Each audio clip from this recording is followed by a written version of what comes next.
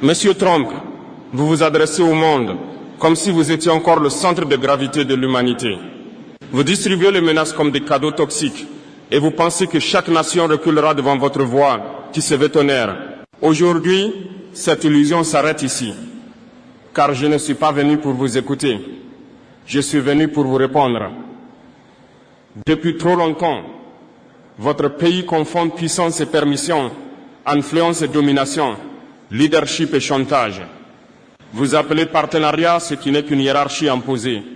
Vous appelez aide ce qui n'est qu'un instrument de contrôle. Et vous pensez encore que l'Afrique va accepter ce jeu usé, ce jeu qui a étouffé la souveraineté et nourri les dépendances. Ce temps-là est terminé. Nous ne sommes plus les nations silencieuses que vous imaginez. Je vous le dis clairement, Monsieur Trump, l'Afrique n'est plus un décor dans votre théâtre. Elle n'est plus une figuration dans votre récit de puissance. Le continent que vous regardiez avec condescendance devient un continent qui vous parle d'égal à égal. Et cette égalité, vous devrez l'accepter, que cela vous plaise ou non.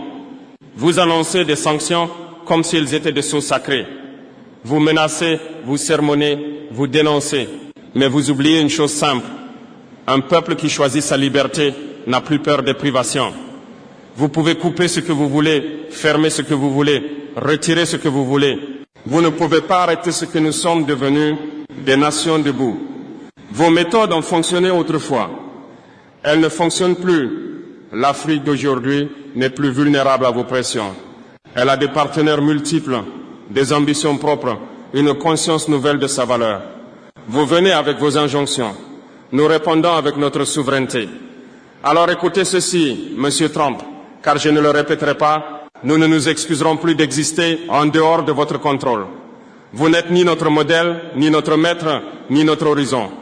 Nous sommes un continent qui s'affirme et qui ne reculera plus face au tonnerre des puissants. Et si votre politique repose sur l'arrogance, sachez que nous avons cessé d'y répondre par la docilité. Nous y répondons par la clarté. Et cette clarté, c'est la liberté. Monsieur Trump, vos déclarations résonnent comme des ultimatums, comme si les nations devaient plier devant votre volonté.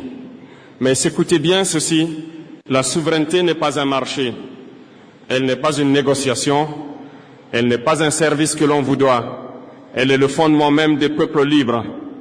Et ce fondement, vous ne l'ébranlerez pas. Vous pensez encore qu'elles feront trembler les nations.